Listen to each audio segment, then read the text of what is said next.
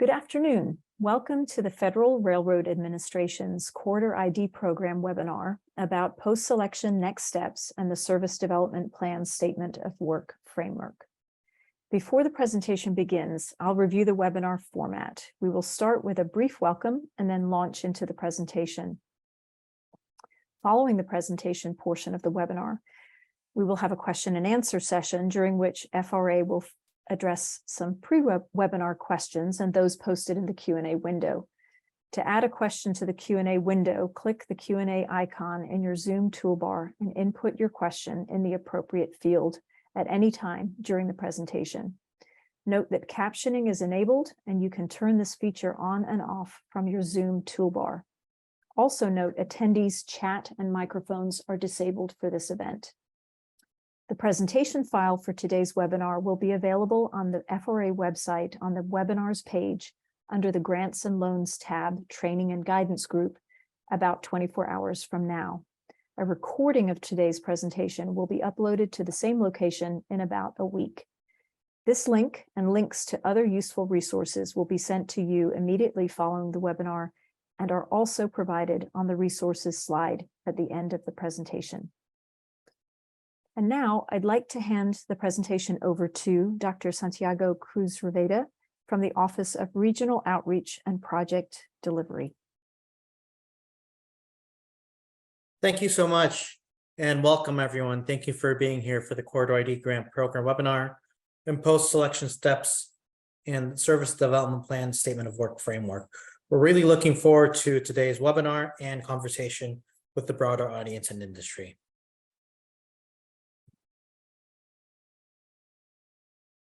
So today's presenters will be Wynn Davis, the Director of Office, Regional Outreach and Project Delivery. Myself, Dr. Santiago Cruz-Rivera, Supervisor of Office, Regional Outreach and Project Delivery. And lastly, Lyle Lytle, Acting Chief of Office Planning and Engineering. So we're going to talk a little bit about the overview of what we'll be presenting today. First, we'll be reviewing the CorridorID timeline, followed by the webinar purpose and objectives of today's presentation, the corridor identification overview, the current status of the program, step 1, step 2, and step 3 of the process, which we'll go into a little bit in further detail today, and the Service Development Plan overview and Statement of Work framework, followed by questions to the broader audience. So the purpose of today's webinar is to provide a status of the corridor identification program. We talked about the corridor identification program in the past, but today's webinar will be able to provide a little bit more context and a deeper dive. We'll also be able to explain step 1, step 2, and step 3 process in more detail, further analyzing the different steps and grants that are associated with the corridor identification program, followed by providing an overview of the Service Development process and introducing the Service Development Plan Statement of Work templates or framework. And we're also going to give potential corridor sponsors information to consider in preparation for selection announcements. With that said, I'd like to pass it over to Wynn Davis, who will walk us through the CorridorID timeline and program overview. Wynn, take it away. Thank you, Santiago. So the enactment of the bipartisan infrastructure law was in November, and that provided the authority for CorridorID, which we formally established in May of 2022. And in December, we published our first notice of solicitation into the program, and we submitted our first report to Congress in May, which really just provided an update of significant accomplishments of the program to date. We conducted pretty extensive outreach to potential corridor sponsors between September and December as part of my team. And since January and ongoing, we have been conducting pretty extensive outreach to the Class 1 railroads, host railroads of potential corridors into the program. We got a question prior to the meeting about that, and that is absolutely something that we are doing quite a bit of here at FRA in preparation of not just Corridor ID and Fed State Partnership, but really all of our new funding programs. So moving into late fall, we will be making announcements of which corridors are selected into the program. And that will be followed by the selections for the Fed State Partnership National. These two programs are kind of hand in glove, or we're working to align these two programs.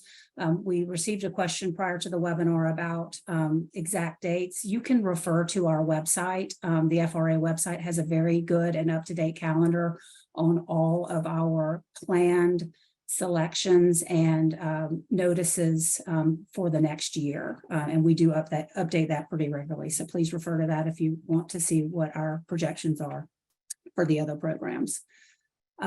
So we expect over the from the fall, from the selection announcements through the next year, corridors beginning to complete steps 1 and steps 2. And our second congressional report to Congress will be 1 year, will be in February of 2024. So here we are right now. All right, so what are we doing with Corridor ID? Here are some of the goals that we developed after the passage of the bipartisan infrastructure law, some FRA-wide goals. Corridor ID is really the foundational framework for achieving 3 of those goals. Under the program, we are soliciting proposals for implementing new or improving existing intercity passenger rail services. We are selecting corridors into the program. We are partnering with you, with the corridor sponsors, to prepare or update a service development plan. This plan, can be viewed as your strategic plan for your corridor, and it includes a project inventory. And this project inventory, as it proceeds through Corridor ID, will ultimately populate a pipeline, a capital P project pipeline that may be eligible. We may consider for priority eligibility under our other financial assistance programs. Okay, so here's the FRA project lifecycle stages. Corridor ID falls here. It's really intended to be in the developmental stages of our programs. Our other programs cover, the subsequent phases of development. And in developing the program, we have come out with some pretty significant policy positions. We do want Corridor ID to be the primary mechanism for developing passenger rail corridors off of the Northeast Corridor. While some of our other programs do provide funding and projects are eligible, we are really looking for Corridor ID to be the umbrella under which all those projects fall. It's a home for all types of rail corridors. We recognize that improving existing corridors is just as important as initiating new or expanding existing corridors. So we've really pushed hard to set the program up in a way that is inclusive of all types of corridors. I got another question prior to the webinar about regularly soliciting proposals. Yes, we will do that. This is not a one and done solicitation. It is likely we will not solicit in probably 2024, but we're still working on when we will open back up for solicitation. But yes, we do intend to do so. We've also set the program up to have the level of commitment be somewhat modest in the beginning, but expectation that the commitment of the sponsor grows throughout the process, so that when you do exit the Corridor ID program, these projects are ready for immediate implementation. We don't want to continue to progress corridors through that really do not look like they are ready to go. So what are the different types of corridors? We've got improvements to existing service that can be just modest improvements, significant trip time reduction, just improving the current reliability of a service, increased frequencies to existing service. We've also seen a number of applications for extensions to existing service. and then entirely new service, either on a new rail line or on an existing rail line. And what does that mean for service development planning? Well, it means that the level of effort required is going to be different. And Lyle will talk a little bit about that when he walks you through the entire service development plan framework. We want you guys to think about your specific corridor and your specific proposal. If it's an existing service, there's going to be a lower level of effort required to get through to the end of the service development plan. And then depending on, what other types of proposals, a more medium or high level of effort. What you'll see at the end of this presentation is the highest level of effort for a new service. But we do want you to think about what really is appropriate for you and where you are in your program. So we are calling these selections, this first set of selections, a baseline year for CorridorID. We want the corridors that are selected into the program to really be our map of FRA's plan for developing passenger rail across America for new and existing corridors. And our goal really is to align CorridorID with Fed State Partnership National as quickly as possible so we can start getting some projects on our project pipeline so that in future funding cycles, projects will be eligible for that priority. So I'm going to hand it over to Santiago now. He's going to talk a bit about CorridorID selection and beyond. Santiago? Thank you so much, Wen. So where are we now with the CorridorID program? FRA has received over 90 eligible applications under the program, and the applications are currently under review as we speak. Several applications were ineligible, and a debrief for ineligible and unselected corridors will follow the announcements. And when will the announcements come out? They're going to be actually announced this November. So November 2023 will be the announcements of the new CorridorID corridors that are accepted into the program. As stated earlier by Wen, the selection into the program will fall into three categories: existing corridors, extensions, and new corridors. So what happens next if a project sponsor is admitted into the program? The first step is the step 1 grant, which is considered the scoping grant. Here, the project sponsor will receive $500,000 in seed money with 0% match. Under this grant, using the Service Development Plan SOW framework, which will be discussed about later in the presentation, sponsors will develop, scope, schedule, and budget for corridor SDPs, and accounting for work ongoing and/or undertaken to date. So after the kickoff meeting, FRA will review the work undertaken to date and make the appropriate changes with the project sponsor. The step 1 deliverable from the step 1 scoping grant is the Service Development Plan SOW, the SOW for the particular corridor that we're talking about. From there, after this grant closes out, we'll be opening a second grant, which is the step 2 grant, which is the Service Development Plan. Here, the predetermined budget will come from the SOW that was the deliverable from the step 1 grants with a 10% match from the project sponsor. The sponsor then develops a service development plan in accordance with the corridor SOW that was developed in the step 1 grants and in coordination with FRA. The key for the step 2 grants at the end of it is a capital project inventory will be developed as the part of the service development plan. And this is a phased implementation plan of the capital project inventory. If readiness criteria is met, capital projects identified in the service development plan may advance into step 3.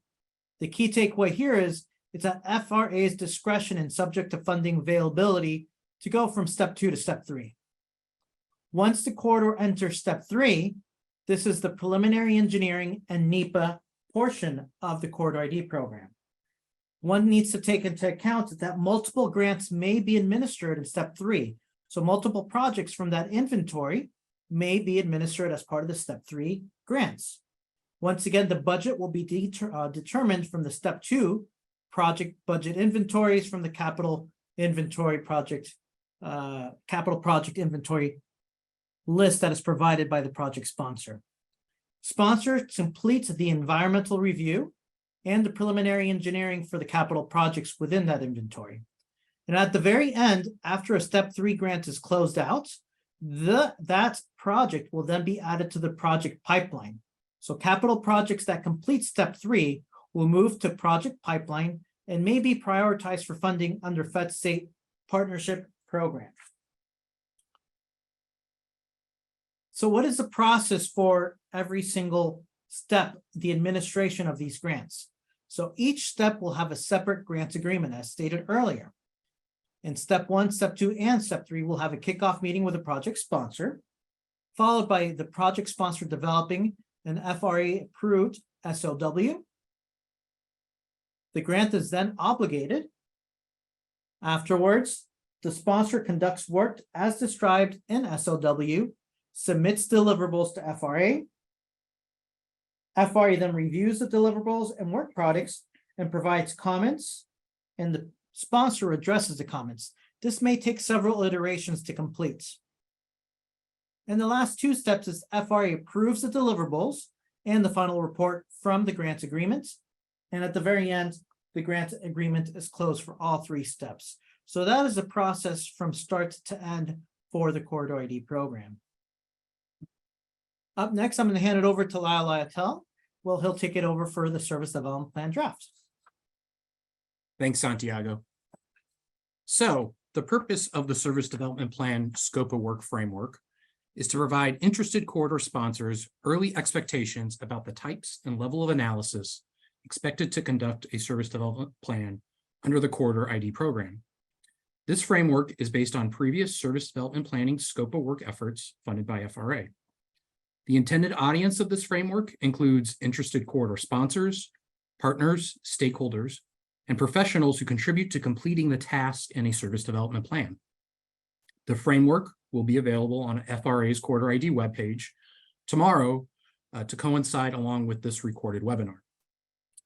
Throughout this draft scope of work framework, FRA has provided instructions to help potential corridor sponsors understand the intent of the task and subtasks related to preparing a service development plan and how the tasks might be tailored for the specific and unique circumstances of individual corridors.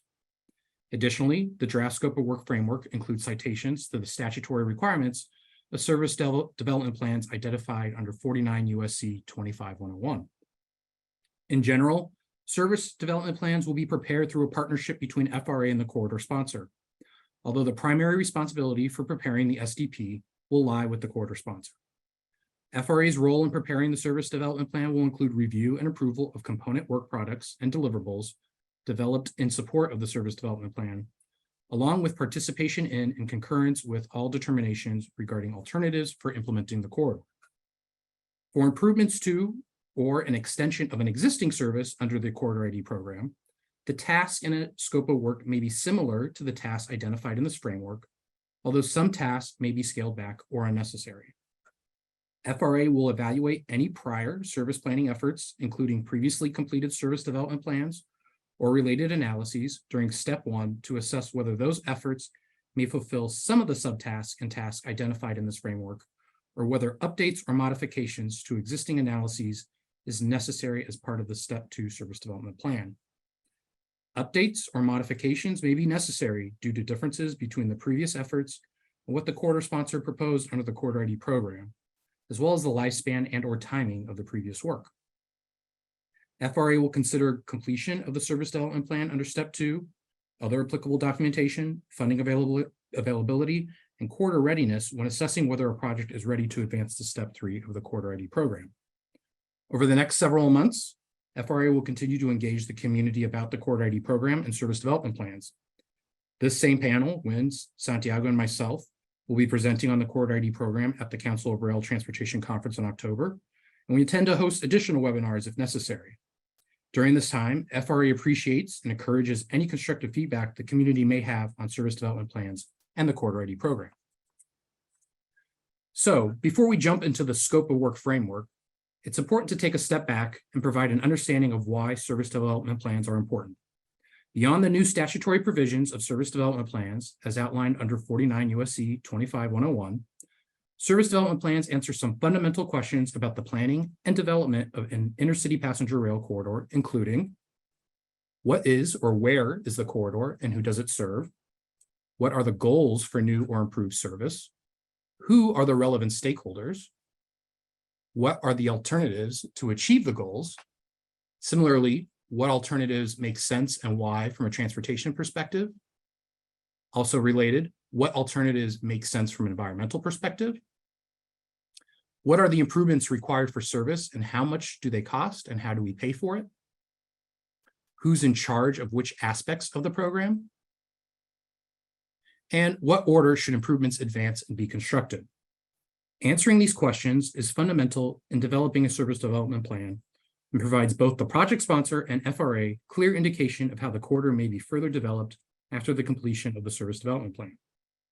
Now that we have identified the key questions a service development plan is intended to address, we'll start to walk through how these questions align with tasks associated with the draft scope of work framework we are providing. The first three questions are tied to initial components of a service development plan to include the development of a draft purpose and need statement and stakeholder coordination under what we've identified as task 2 of the draft scope of work. These questions form the foundation of a service development plan. You'll see that we start with the identification of task 2 in this layout. That's because task 1 is reserved for project administrative components of a grant scope of work, and the technical components of the scope of work start at task 2. The next three questions are related to one another, but are unique and can be supported by complementary analyses. The first question is addressed by completing an alternatives analysis under task 3 that evaluates options to satisfy the draft purpose and need. As a project sponsor works through an alternatives analysis, key transportation environmental planning analyses are also need to be considered, which is demonstrated through the completion of tasks 4 and 5, transportation planning and environmental planning. After the alternatives analysis and corresponding analyses are complete, the next questions are focused on the execution and delivery of the corridor and are completed through 3 key tasks of financial planning and benefit cost analysis in task 6, governance in task 7, and implementation phasing in task 8. So now that we've identified the key analytical tasks in the service development plan draft scope of work framework, let's dive a little bit deeper on some of the technical elements associated with each task and how the tasks relate to one another. So, as I mentioned in the previous slide, task 1 is for project administration and consists of the standard administrative components included on how a corridor sponsor will facilitate the coordination of all activities necessary for implementation of the service development plan, such as preparing a project management plan, budget, and schedule for completing the scope. The project management plan will include information about the project management approach, including team organization, team decision-making, roles and responsibilities, and address quality assurance and quality control procedures. Additionally, task 1 includes the submission of the final performance report at the end of the grant's period of performance. Once a project management plan is in place, the project sponsor can initiate task 2, which is the draft purpose and need and stakeholder coordination task. The objective of task 2 is to develop a preliminary purpose and need statement and identify the key stakeholders and coordination approaches to inform the technical analyses of the service development plan. This includes developing the purpose and need statement that will serve as the foundation for the analysis of the service development plan and the evaluation of infrastructure improvements. The purpose and need is the most critical component in defining the overall corridor project and is a key component in the subsequent phases of project development. The project sponsor should develop a robust purpose and need statement to the extent possible at the onset of the service development plan. Ideally, the purpose and need defined under the service development plan would be the same utilized under project development activities under step 3 of the CorridorID program. Although it's important to note that the purpose and need statement may be refined as necessary to address information collected during the development of the service development plan. Additionally, the purpose and need carried forward into subsequent NEPA process will still be subject to agency and public review and comment under NEPA. In support of the purpose and need, the sponsor will develop stakeholder plans. The draft framework identifies completing 3 coordination plans to correspond with key distinct entities associated with the development of service development plans. One is a railroad stakeholder plan to outline the role of the host railroads, applicable operating railroads, and the potential corridor service operator in the service development plan. An agency coordination plan is required as well to outline the role of public agencies to include state, local, and federal agencies, as well as federally recognized tribes in the service development plan. And lastly, a public coordination plan is required to outline the role of the public in the service development plan. The public coordination plan should identify, as appropriate, civic and business groups, public officials, non-federally recognized tribes, relevant interest groups, present and potential riders or users, private service providers and shippers, communities with environmental justice concerns, and the public. The development and agreement on developing a draft purpose and need statement and stakeholder plans is a critical first step, the start of a service development plan, and is a prerequisite to initiating the work on the subsequent tasks. So once the draft purpose and need statement is developed and coordination plans are agreed to, the project sponsor can move into task 3, which is conducting an alternatives analysis to identify the preliminary alternatives for the proposed infrastructure investments that satisfy the draft purpose and need statement. The project sponsor will complete alternatives analysis concurrently with and supported by the analytical outputs of transportation planning, environmental planning found in task 4 and task 5. Under each subtask of the alternatives analysis, the project sponsor will develop or refine and evaluate options for satisfying the draft purpose and need statement. This will include options for routes, known as route options, service configurations, known as service options, and physical infrastructure investments, known as investment packages, which will be comprised of multiple individual infrastructure projects or component investments. The alternatives analysis may also include developing and evaluating design options for each component investment. Under each option analysis, the project sponsor will prepare a methodology work product that describes the methodology for conducting the options analysis. Taken together, the route, service, and investment options and corresponding design options carry forward under the respective subtasks will comprise the preliminary alternatives for the proposed infrastructure and will ultimately comprise the corridor project inventory. The objective of this task, in conjunction with that, task 4 is intended to conduct all the technical transportation planning analyses necessary to determine the characteristics of the proposed rail service. The project sponsor is responsible for undertaking the technical transportation planning activities as applicable to support the development and screening of preliminary alternatives, concurrently with the alternatives analysis in task 3. Transportation planning is divided into subtasks or analyses to include data collection, operations analysis, ridership and revenue forecasting, station area and access analysis, conceptual engineering, labor and fleet planning, capital cost estimation, and operating and maintenance costing. More detail about the technical components of each subtask can be found in the draft scope of work framework. The objective of the environmental planning task, which is task 5, is to identify key environmental considerations in the development of the alternatives to support future life cycle stages of the corridor's development, including project-level environmental analysis. The project sponsor will perform a high-level qualitative socioeconomic, cultural, human environment, and natural environmental resource inventory and preliminary effects analysis as part of the development and screening of options concurrently with tasks 3 and 4. The task will result in the completion of an environmental concerns analysis report. Also, the project sponsor will perform the public and agency engagement activities identified in the stakeholder plans under task 2, primarily through the development of task 3, 4, and 5. Once the project sponsor has sufficiently completed the alternatives analysis and corresponding technical work, the project sponsor will focus on tasks associated more with the delivery and implementation of the corridor after the completion of the service development plan. These include task 6, which is our financial planning and benefit cost analysis task, which is intended to clearly identify the financial resources required to implement and operate the proposed service and compare the anticipated benefits that accrue from a project to the anticipated costs of the project over a specified period of time.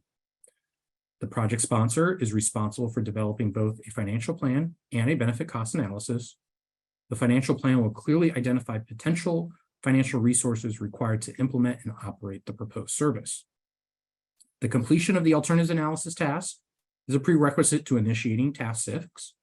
Additionally, the completion of the financial plan is necessary before completing a benefit cost analysis. Another key task is task 7, which is governance, which is the objective is to determine how the corridor program will be administered throughout the project development lifecycle to include responsibility for construction and ongoing operation of the service. The project sponsor will assess potential governance and program administration options for the long-term management structure for design, construction, maintenance, and operations of the corridor. Options may include private investment, public-private partnerships, publicly funded investment for program delivery and administration, and the project sponsor will assess governance options allowable under state law and other examples of potential governance structures as appropriate.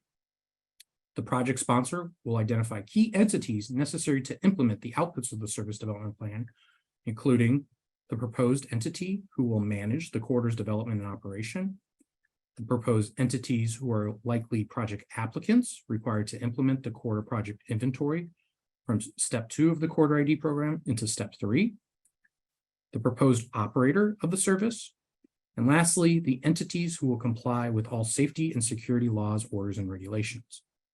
And task 7 will culminate in a corridor governance report.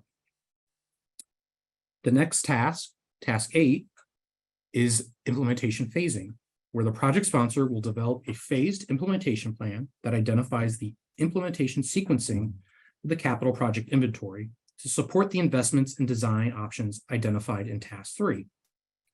The phased implementation plan will identify implementation years and the desired service levels for those years.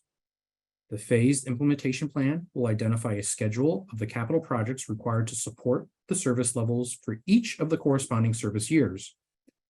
The phased implementation plan will also include consideration of phasing the project lifecycle stages for each capital project to include project development, i.e. preliminary engineering and NEPA, final design, and construction of the appropriate time to initiate each lifecycle stage for a capital project. The project sponsor will identify an initial prioritized list of projects based on service phasing considerations that can be advanced into environmental analysis and preliminary engineering studies to complete project development activities under step 3 of the CorridorID program. Task 8 will culminate in a phased implementation plan report. And finally, the project sponsor will prepare a service development plan, which includes the results of tasks 2 through 8 and an executive summary that summarizes the results of the service development plan. Once task 9 is complete and the project sponsor completes all the administrative closeout procedures identified under task 1, the project sponsor will have completed step 2 of the CorridorID program. It's important to remind folks that FRA will consider completion of the service development plan, other applicable documentation, funding availability, and corridor readiness when assessing whether a project is ready to advance to step 3 of the CorridorID program to include preliminary engineering and environmental review. So, as noted, much of the work in the service development plan process is inherently iterative, but the scope of work itself is linear. This last slide is intended to show the linear progression of the scope of work and the associated major subtasks or deliverables of each task. The scope of work framework clearly identifies which tasks are intended to be done concurrently and which tasks are prerequisites for succeeding tasks. We hope that providing this high-level overview was helpful to those interested in service development plans. Encourage you to rewatch this webinar after reviewing the draft scope of work template, which again will be released tomorrow along with this recorded webinar. As a reminder, FRA will continue to engage the community about the CorridorID program and service development plans. FRA appreciates and encourages any constructive feedback the community may have on service development plans and the CorridorID program. FRA wants to work with corridor sponsors to streamline the activities and processes identified under the draft scope of work framework as much as possible, while ensuring that the outputs and technical work completed under a service development plan can be utilized to advance the corridor into subsequent steps of project development, final design, construction, and operation. And so, in the meantime, please check out other FRA resources online, including our webinars and the CorridorID grant program webpage. The webinar webpage will host this webinar sometime tomorrow. Additionally, the Corridor Identification and Development Grant Program webpage will host the draft scope of work framework that we just discussed. And if there are any comments or questions, please feel free to email the CorridorID program support email address, which is paxraildev@dot.gov. We appreciate your time and look forward to working with all of you.